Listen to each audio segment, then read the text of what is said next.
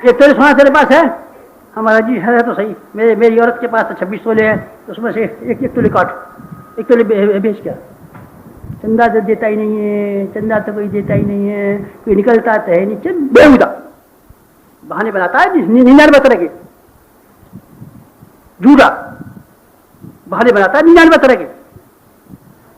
बहाने बनाने के लिए कोई चाहिए? वो चंदा ही नहीं देता, वो कोई चलता ही नहीं है, वो कोई जाता ही नहीं है, वो कोई सुनता ही नहीं है। ये बहाने बना करके हमको ठग रहा है, अपनी आत्मा को ठग, भगवान को मत ठगे, देश को मत ठगे, अपनी आत्मा को मत ठगे। ये बहाने बनाता है 99 तक। मित्रों, क्या करना पड़ेगा आपको जानरथों के बारे में, जन्मदिन मनाने के बारे में, ताकि हर आदमी को जो युगनुमा योजना में आवे, इसको ये गर्व अनुभव हो और ये गौरव अनुभव हो। तुमने ये किया है। तो क्या मैं ये कह रहा था आपसे कि पिछले वर्ष के ये कार्यक्रम, इसमें 5 कार्यक्रमों का बनाना भी शामिल है। ये हमारे लोक शिक्षण की प्रक्रिया है। गायत्री जयंती, बसंत पंचमी, गुरु पूर्णिमा, एक दिन की आयोजन है। आप कोशिश कीजिए अखंड जप के रूप में आए और अपना क्रियाशीलता लाए, विचारणा को क्रियाशीलता में बदल दीजिए, विचारणा को क्रियाशीलता में बदल दीजिए, बकबक को सक्रियता में बदल दीजिए। हम अखंड ज्योति पढ़ते हैं और हमारे विचार ये हैं और हम जी में ये बहस कर लेते हैं। बहस करना बंद कीजिए, आप क्रिया में आइए, विचारों को कर्म रूप में प्रयोग कीजिए। कर्म रूप में प्रयोग करने के लिए हमारे तीनों के जन्मदिन ये ऐसे है दिन, एक दिन के, जिसमें अखंड जप के आयोजन रखे हैं। उसमें आप लोग क्रियाशीलता की परीक्षा कर सकते हैं। और हमारे नवरात्रि के दोनों नवरात्रि के ऊपर आपने हमारे लेख पढ़े होंगे। 9 दिन के शिविर हैं और हम चाहते हैं हर गाँव में शिविर लगे। यहाँ शांति कुंज में 10 दिन के हम शिविर लगाते रहे। हम चाहते हैं हर शाखा में 10 दिन के शिविर लगे। साधना शिविर, ज्ञान यज्ञ, रात्रि को ज्ञान यज्ञ, सवेरे का साधना शिविर।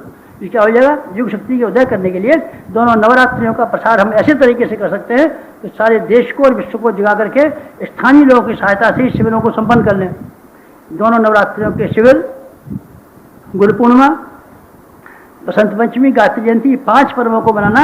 ये 5 मुखी गायत्री की उपासना है, ये पंचकोशों का जागरण है, ये पंच देवताओं की आराधना है। आप जो भी नाम देना चाहें, 5 का प्रचार करने के लिए शुरुआत करें। ये 5 कार्यक्रम पिछले साल के थे। 2 कार्यक्रम आप सबको दिए, जनरल है, साधना, स्वाध्याय, संयम और सेवा की समग्र साधना एक, और समयदान की मांग 2 ऐसी है जो जनरल है। 5 कार्यक्रम वो हैं जो हमने पिछले वर्ष पुनर्गठन वर्ष में दिए थे, और 3 कार्यक्रम वो हैं जो इस साल को दिए हैं। कुल मिलाकर के 10 कार्यक्रम हो जाते हैं। आप इनको पूरा करने की कोशिश करना, ताकि ये मालूम पड़े, ताकि आपका इम्तिहान हो जाए, ताकि आपकी जानकारी सक्रियता का पता चल जाए, ताकि आपकी भावनाओं का इम्तिहान हो जाए, ताकि आपके करने की कुछ लगन है ये मालूम पड़ जाए। ये आपके 10 पर्चे, ये 10 विषय, 10 सवाल ऐसे हैं जो आपकी परख कर इससे युग उद्धार हो जाएगा, चल हो जाएगा, और आपका इम्तिहान हो जाएगा। फिर हमको ये पता चल जाएगा कि हमारे पास पक्की ईंटें कितनी हैं, पक्की ईंटों से हम मकान बनाएंगे। अब तो कच्ची ईंटें, बालू। आप इन कार्यों में कितना प्रयास किया, इसको जवाब देना। 3 साल के तो आपको मालूम ही है। हमने 24 लक्ष के महापुरुषों की श्रृंखला फैला दी है, ताकि हम वातावरण को अनुकूल बना सकें।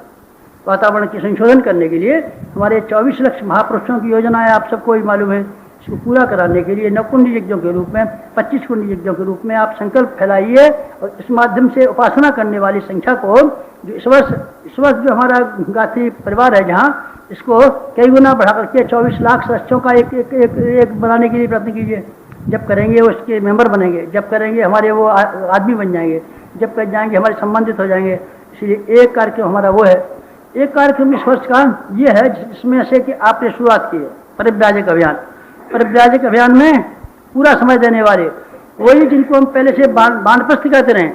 पूरा समय दीजिए, पूरा समय दीजिए, पूरा समय दीजिए। अगर आपके बच्चे अपने आप कमाने लगे हैं तो पूरा समय दीजिए। ये समय भगवान का है, युग का है, उसका है। इसको मत दीजिए, उनको पोतों को मत दीजिए। ये पोतों का समय नहीं है, ये भगवान का समय, ये देश का समय है, संस्कृति का समय। संस्कृति के मुंह में से छीन करके, देश के मुंह में से छीन करके, भगवान के मुंह से छीन करके, धर्म के मुंह से छीन करके, ये ग्रास आप इनको मत दीजिए। पोतों का हक नहीं है। पोतों को पालेंगे बेटे, उनकी पालेंगी माँ, आपका काम नहीं। ये वानप्रस्थ परंपरा हिंदू संस्कृति की रीढ़ है।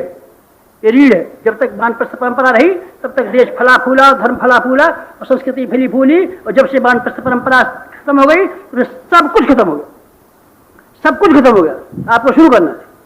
जो आप में से वरिष्ठ है, जो आप में से वरिष्ठ है, जिनके घर की स्थिति ऐसी है कि जिनके बच्चे दूसरे संभालने लायक हो गए हैं, अथवा जिनके पास इतना धन है कि जिसके गुजारे से आपके घर वाल का, परिवार वालों का गुजारा बन सकता है, तो आपको वरिष्ठ वानप्रस्थ बनना चाहिए।